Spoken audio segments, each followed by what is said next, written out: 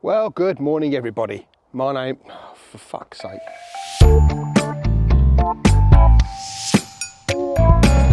Morning everybody and welcome to spring. It has finally sprung. For those of you that are new to the channel, my name's Martin. I'm the owner of the Rascasse Motor Company. And the original aim of this channel was to chart my journey starting up a dealership from scratch, which my regular viewers will tell you I haven't done very well at because, well, updates are sporadic to say the least, but I'm going to try and change that. Today's Monday, and I know everyone's doing a vlog and a blog and a weekly thing these days, but I am literally going to try and stick to it this week and try and get a story out, get into the habit of doing it, and then we're there. So bear with me if there are a few days that are missing. However, as it's such a glorious day today, I mean, look at this. It don't get much better than this, does it? Even the crops are starting to spring up. I mean, it's looking gorgeous, really nice. And today's actually a fairly quiet day. Let's get the sun out of your eyes. Fairly quiet. It's Monday, as I said. We had a cracking start to the year. January was like mental busy. And for the first week and a half of February, it was just mental. I was literally selling like a car every 2 days. And then we got to the middle of February and everything just stopped. Now, at the time, and some of you may be aware of this, Auto Trader changed, God, my sun's in my eyes all the time. Auto Trader changed their whole website and how everything works and how it looks.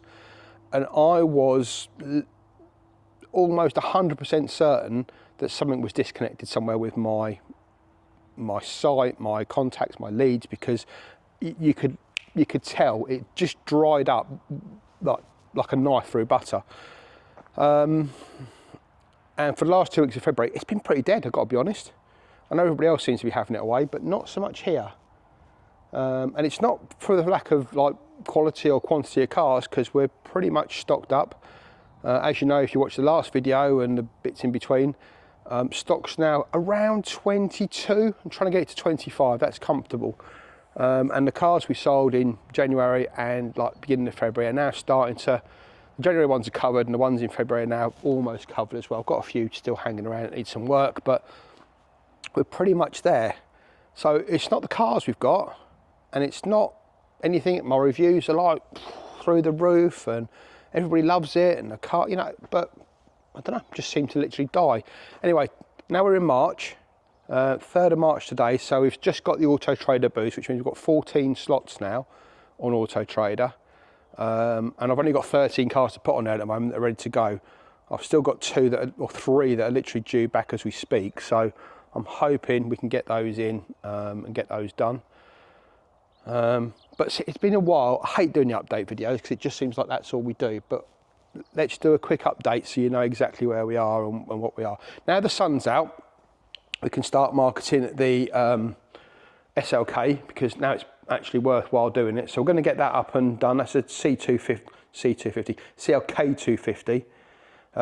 It's not a, it's an SLK 250. Jesus Christ. That's an SLK 250.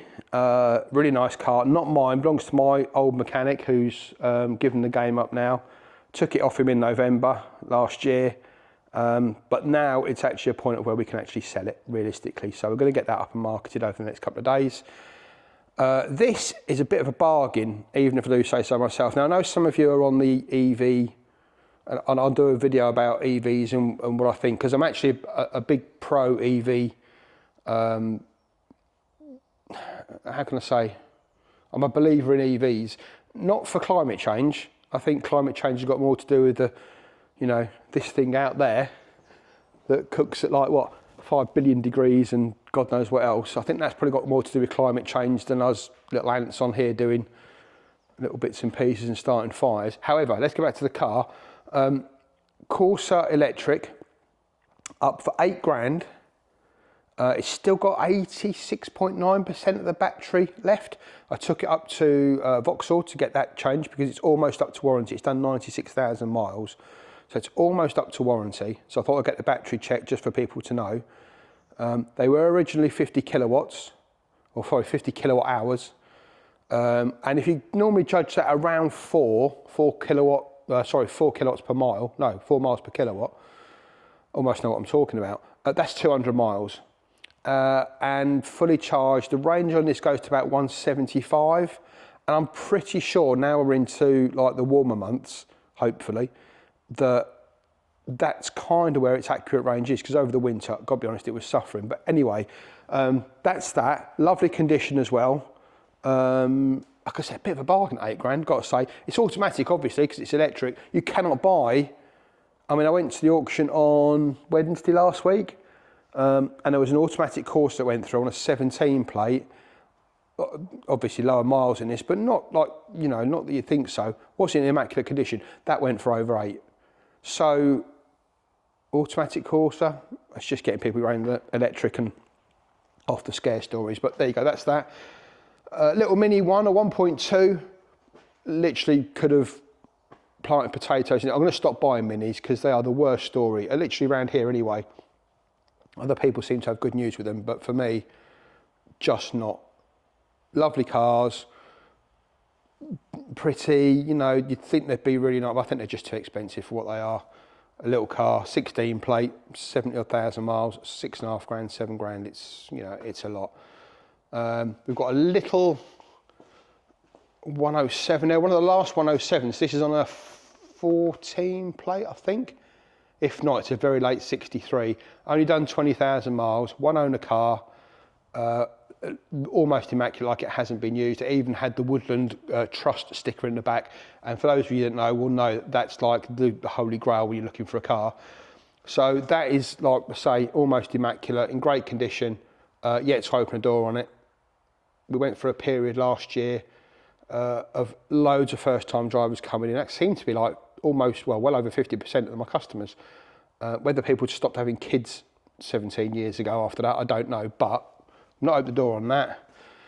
Got another up, that's one of the imports. We've also got that one, that's just coming off the boat. We've still got to do the paperwork on that one. These will be the last two for now anyway, simply because shipping's ridiculously expensive. The cars are pretty much, they're a lot dearer than they used to be. It's not to say it's not profitable anymore, but for the arse sake of going through it all, it's simply not worth it anymore. So we're hanging on to those for a little while until things maybe change, and that may be the end of imports, I don't know, but at the moment it's certainly a pause. Lovely Hyundai Tucson. That's done over 100k, but these things will go on forever if they've been well looked after. Lovely looking car, in great condition, all leather interior, got all the bells and whistles, heated front and rear, cruise, nav, rear camera. It actually has got a rear camera because we had to replace it because, sorry train, because those of you that know, the cameras on these, I don't know if it's just like a bad lens at the back, the glass is too weak or whatever, but they just do not last. So we had to put a new camera in that, but that's ready to go, and I say it looks amazing. Got a 6.5 petrol, 2 litre petrol, because I will not buy a 2.2 diesel because I just won't. We had a Mazda 6 either last year or when we first started that cost me an absolute fortune trying to get right. And that was a real big lesson learned, not just 2.2 diesel Mazdas, but more about trying to chase cars to get them fixed and learning when to pull the plug. That one I went whole hog and just like went on forever trying to fix it and never did. Spent a lot more than the car was worth. So that was my lesson to myself. And yeah, so that's that, 2 litre petrol. Got a 1.6 titanium Navigator, C-Tech Navigator. I've got a feeling it's a Z-Tech nav, but yeah, anyway, it's certainly a nav model. And I don't know if do you like these things? I've started putting these now on the car. Can you see the little number plate surrounds? That, and you probably can't tell it on the film, but it makes a huge difference to how the cars look. They are far and away one of the best additions I've had with the cars. I had a marketing head-on a few months ago. I've also started to put the rear stickers in the windows as well. So our marketing is about as good as we can get right now on these. And it's not over the top, they just look really good. So that's that. Like I say, lovely car and again, just sitting there waiting for someone to actually be interested in it. You'd think like Focuses and stuff would fly out the door, but not so much. Now, some of you will have seen this beauty. This is my Jaguar XFR Sport, so not an XFR, just an XFR Sport. And again, gorgeous car. Still working on this one though, apart from that little knob we've got there. Gorgeous inside. I don't know if the camera will pick it up because the light's not great and it's only a little action cam, but it is stunning inside, apart from the rear stunning as well. This isn't the apart from. That nice Alcantara and leather, unmarked as well. But if we come around this side, and for those of you that own Jags, and some other cars as well, because this isn't exclusive to Jaguars, but if I can just get in with my fat belly. This here, can you see that? It's all like tacky and horrible, and it's just where that horrible plastic material wears, and it just looks disgusting. So, in my wisdom, I went to the old AliExpress or wherever it was and bought these lovely plasticky things here. So these are nice like gel covers that go over here, and a couple to go over here and here. But of course AliExpress. So these ones, the light, I haven't got the cube at the moment, but the light for the P doesn't line up with the P, so you get like half of it illuminated and along the line as well. So again, looks a bit crap, but see, if you look, you have that and no sticky fingery thing, or you have that where the lights don't really work properly. Had the same for these and it just didn't stick. So although there's no lights on this bit, part of me is wondering, well, do I go whole hog and actually glue it on, or leave it for somebody else to decide what they want to do. It may not bother some people. It would infuriate the tits off me, I've got to be honest, because it's just ugh. For those of you that don't like mushrooms, I love mushrooms, but I understand those people that say they don't like mushrooms because of the texture. This is the same argument. This sticky textury stuff is just gross. But anyway, so still working on that. It's had cam belt done as well, but it doesn't lock. Apparently it's a normal thing with the XFs, and not just the XFs actually, in Jags in general, JLO products in general. The actuators in the doors tend to play up. So I've got actuators coming for the two side doors, and it needs to go to Jaguar for the parking sensors because they don't work either. Presumably it's had a shunt at some point. I mean, everything lines up, but it's one of those ones where it's probably had a smart repair and the sensors haven't been aligned. So that's that one. The CRV sold at the weekend, although the gentleman's not coming to pick it up until next weekend because it stinks of dog. I tried my best to get out the front seats in time because he didn't really leave me much time for viewing it. We had just got it in, so we managed to clean the front seats off of, you know, the old human stains. But I think in the back, we didn't get a chance to do the rear seats. These are stained with dog stuff, so I've got to do that on the rear seats, wet vac those. We've got the mat outside washing the mat, and it wasn't that nice dog hair either, it was the white wiry hair dog as well, so we've got to do that. And then he lifted this up to check the spare wheel, and I'd missed all this here while I was doing it because I was trying to make it as nice as possible, but obviously we've got all that hair in there as well, so that needs to come out clean. But I've got a few days to do that, but I've got to get it serviced and MOT'd as well, so time is a pushing on this one. Nice chap. We didn't have the key for the cycle rack.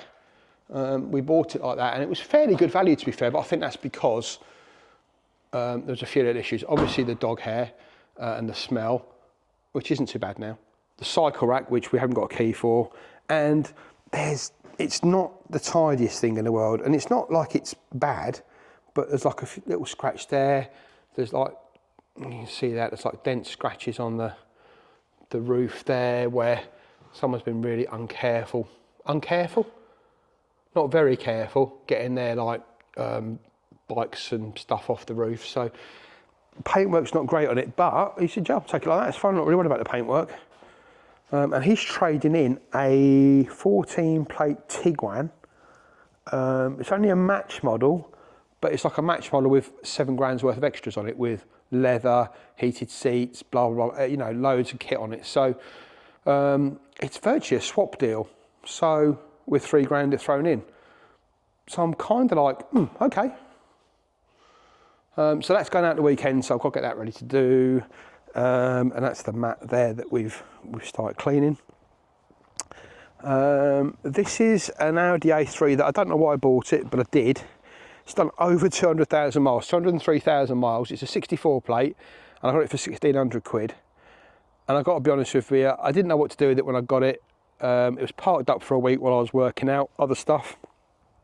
And then when I got to it, and I'll tell you what it was, I thought I'll drive it home one night just to see what's wrong with it. Do you know what? It drives like a new car.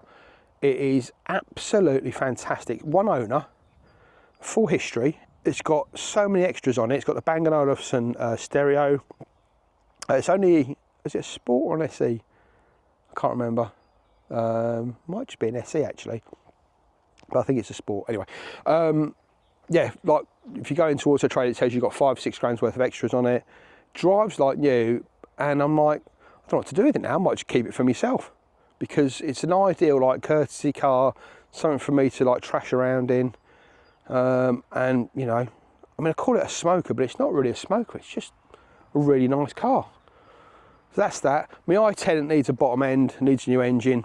I just literally haven't got around to doing that yet. The guys next door, the BMW spares place next door, the guy that takes apart the BMWs there, I have words with him all the time. He says, yeah, just get the engine, I'll fit it. I'm like, yeah, but where do I put it? Where do you want it? He said, just get it delivered.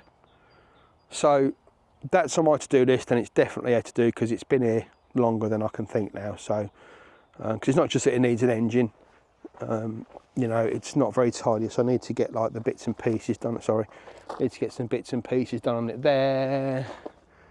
Where else? There was some other bits on it. Anyway, it just needs sorting and fixing and selling. So that's that. We'll come on to that one in a bit. DS5 again. I bought it because it was like really cheap. I think it was 1,800 quid, and I just thought that's a bit of a bargain. And I got to be honest, this thing is a spaceship. I love driving it. It is lovely inside. It is so comfortable to cruise in.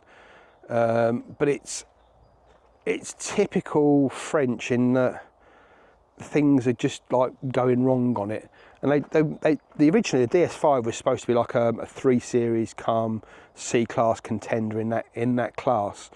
Now actually you can't really see it from this up. It's actually like a big car, and it drives like a big car, and it cruises like a big car. It's really nice to do a long journey in. But like I said, it's kind of French in that, you know, we've got this special French tape here just to make sure that the window doesn't fall out. You probably can't see it through the window, but around there is the start-stop button, which isn't a start-stop button, it's now a start-stop hole. Hopefully, if my editing skills are great, we can put a bit of film in here where I'll show you the start-stop hole. The gear stick's it's starting to peel. You know, it's done 100,000 miles, so you kind of expect it. And like I said, if you just wanted a car to cruise around in comfort, it's great once I get the window fixed. But it's not very presentable at the moment. I don't think it ever will be presentable because you can see, you know, it's starting to bubble with rust here. And, you know, back in the day that wouldn't bother people. Nowadays it does. So that's that. This is my little i20. Just put a new clutch in this because the other one was slipping like mad. It's a long time since I've had a proper slipping clutch. But this one was like, you could really rev the bollocks off it before it would move. So that's done and fixed and repaired. Nice cheap repair. Clutch was like 80 quid, 200 quid labour, job done out the door. I've got 2 new gas struts for the rear boot coming in to fix that. What else is on with that one? Can't remember, there was something else. But anyway, lady's really interested in that once I've got the gas struts fixed, but she's going to come from South Wales for it, so just needs a bit of a titivation once it's all ready to go. A nice cash car here that isn't very nice because it's got like little bits of, I mean, it's not scuffs, but just little niggly bits, like, you know, down there on the rear bumper down there, which, you know, it's a 10-year-old car and it's done 80,000 miles. So anyway, we've had the cam belt done, water pump, that's all done. But we got it back, and it's got like it's a thing with these engines apparently. My mechanic reckons it's a lazy injector, that when you start it, it's hunting all over the place for about 10 seconds, and then once it's warm, it's fine. Somebody else says it might be the fuel filter, and they've got to have original fuel filters in them, because if it doesn't, they tend to back drain and it causes a bit of a problem. All bits and pieces, and when I get an inquiry on it, I'll get it fixed, because I've got other stuff to do at the moment, but that's almost ready to go. And if I knew someone was coming to see it, I'd get it warm, so when they started it, it was fine, but obviously wouldn't let them take it away until I fixed it. So that's that. Insignia, again, a lovely cruising car, really nice. I got that for next to nothing. I think 1,100 quid I paid for it. It's an Elite nav, and I had an Elite nav of the pre-facelift back end of last year. That was a lovely car. For the money, value-wise, they are insanely good value, as long as they're in one piece.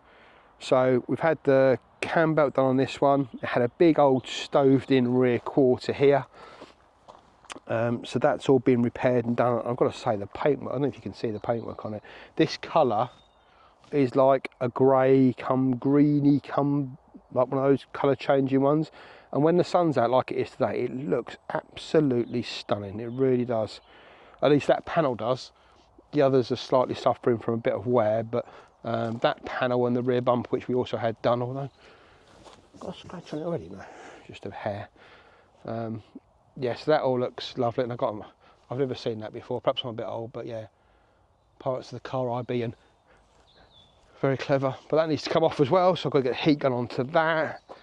But again, like I said, really, I mean, it's not everyone's taste, obviously, with the tan seats inside. You know, it's not everybody's cup of tea, but drives really nice. Got every kit on it you can think of. Heated leather memory seats, and you know, everything like that. 208 I got really cheap, that needs a clutch, tyres, and God knows what. I wish I hadn't bought it, but that's another story. It's a diesel, not obviously a pure tech. And me Jesus, my little biddy Mitsubishi Mirage. Again, another clutch in that. I bought it because it was a cheap car. We've tried to make it as good as possible. I'm not going to do any more work on it, because then I'll start losing money. It's up at 33, 15 plate, like you can see. I'm just waiting for somebody, like I said, those new buyers, new drivers looking for a cheap car. Again, that's what I got it for, but that market seems to have gone away. Anyway, that's Monday. I'll stop yabbering and we'll get on to Tuesday.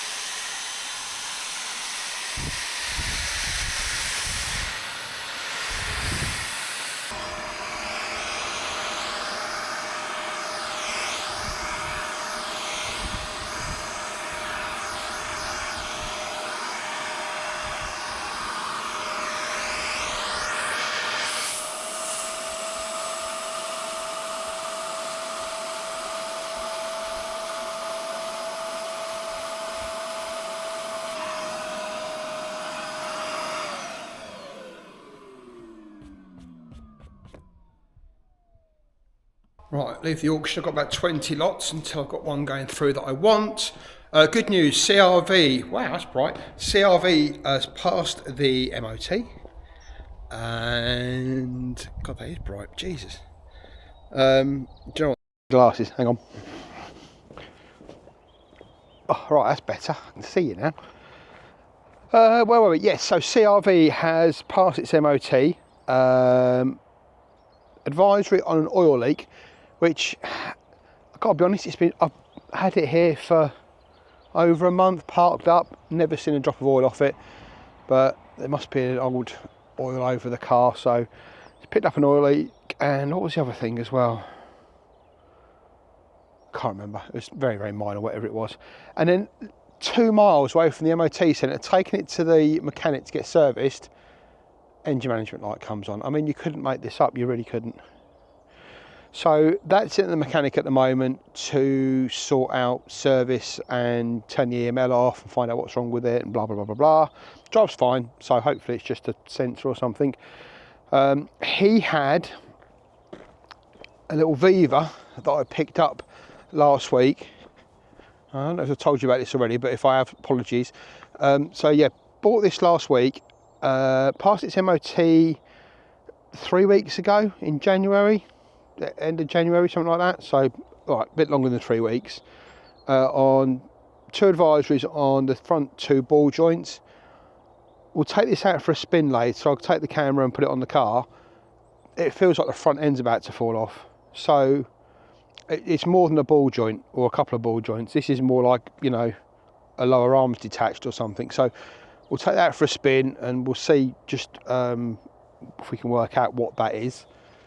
What else? I mean, Mokka's back. That's back from having a heater matrix done. Drove fine, and then when you got to about 2,000 revs, you get this almighty whooshing noise from behind the pedal box. People in the forums are saying, oh, it's like, you know, you get an airlock or something like that, and the coolant goes behind the coolant pipe's behind the pedal box on it. Anyway, it turns out when we stripped it back, I say when the mechanic stripped it back, the heater matrix was damaged, bent, and it wasn't flowing properly, hence the reason why when it was under load at 2,000 revs and it started pushing the water through, you were hearing this like gurgly noise, and it sounded like a fire was starting. It was that bad that it was quite disconcerting. It literally sounded like a fire was starting behind the pedal box, but that's all that was. So heater matrix done.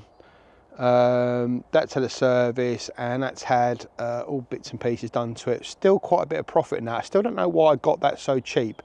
I know the MOT was expired on it, and maybe the gurgling noise put people off, I don't know, but there's still a lot of profit left in that, so hopefully that'll go soon.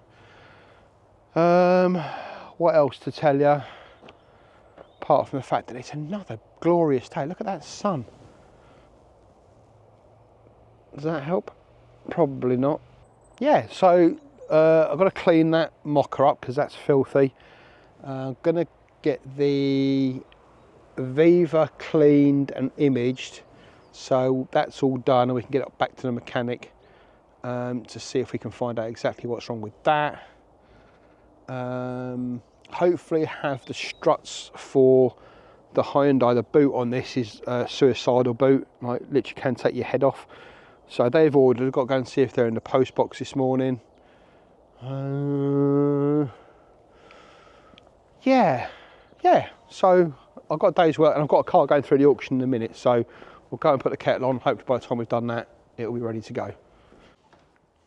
Right, well, that was pointless exercise. That went for ridiculous money. It's only a little Corsa, but it had some damage on it, which I didn't see when I was looking at the pictures last night because it was late. And the glasses, let's go and get the glasses.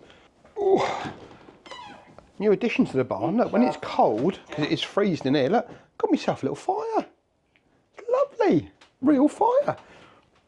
It's ethanol, so you don't get all that horrible smoke and everything everywhere. It is just smokeless, so that's good, isn't it? Anyway, put my goggles on so I can see. Right, I was going to tell you about the barn because for those of you that have been with me for a while, you'll know that it's been really dark in here, as you can see. But over Christmas, so long story this one. So before Christmas, the farmer came round, or the landlord, whatever you want to call him, and used to have, let's go outside, I'll give you a better idea. So, because they're old chicken sheds, we would have these covers on, you can see here. Oh, hello, B. And these went all the way down the side of the building, as you can see there. And I don't know what they were for, they were covers. There used to be like vents behind. And then it was the guys behind me in the barn. So this is a long barn, I've got the front half of it and they're in the back half, and they were saying when they came in to rent their bit, It was really dark and they wanted something done about it. So the farmer took all the boxes off and put these like polycarbonate windows in. And not only does it look better, and I mean, I said to the landlord, the farmer, I'll jet wash all this crap off here while we're there, all that, and then he's going to come along and paint it all, so it'll all look nice. But it makes such a difference, like you wouldn't believe how much of a difference this makes. For a start, it's dry, which is amazing, because even though we had covers on, it would get damp in here and you could smell it and it was horrible. But now we've got these like little windows, and it just adds so much more to it. Now, the handyman that comes around, who is more than handy, he literally does everything on the farm. He's like an absolute genius. Doesn't know he's a genius, but he's a genius. Anyway, did that side, started to do this side, took the covers off, so it was fairly open, and then he had he's about, I don't know, I want to be rude to him, I think he's like late 50s, I'd say. And he had his appendix out about when I had mine out in the 80s, and the stitches, I know he watches these videos, so if I get this wrong I apologise, Darren, but his stitches had somehow moulded themselves to the inside lining of his, like, the wall, his skin, his muscle, and over time it had just become part or one, so his intestine was stuck to his, like, his body basically, and it ruptured, and he was really, really ill, and it took him a while to get back. You know, he just came back in January to do light duties, and he literally just got around the other week to do the second part, and did all this. But over Christmas, I don't know if it was because of how wind works and the draft works. I mean, we've got to clear the boxes up. These are the covers you can see on the ground there. But yeah, I don't know if it was how the wind works or whatever, but God, it was cold in there over winter. Just having the covers off this side, yeah, it was just horrible. And then it was even more damp. So to have this done is like massive. It makes such a difference in the barn. It's great. And plus, for those of you that know me, I fucking hate spiders, like with a passion. Proper phobia. Don't go sending me spiders in the post, otherwise I will come and find you with my certain special skills. So yeah, no more spiders, although there are still some up by the vents up here, but I can live with those because they're up there. Another thing, and I'll stick the drone, in fact I've got a drone shot of the barn beforehand and I've got a drone shot of it afterwards, but those turrets used to leak all the time, and now they're gone. They came and took the turrets off, as you can see, and just put covers on, so now it is literally watertight in there. I say watertight, that's probably a little bit extreme, but I've not seen any water in there for a few days, although it's been like this for a few days. So, but yeah, it's nice. It's just dry. There's no damp smell. It's just such a difference. So gradually, bit by bit, we're getting there, and it is bit by bit. I just hope I can do enough business over the next few months just to keep going, because I've got to be honest, it is really, really difficult. And I know I'm not the only person experiencing this at the moment. It is so difficult out here at the moment in car trade land. I don't know if it's the situation in the world or if it's the situation in this country or what it is, but it just seems to have died a death. And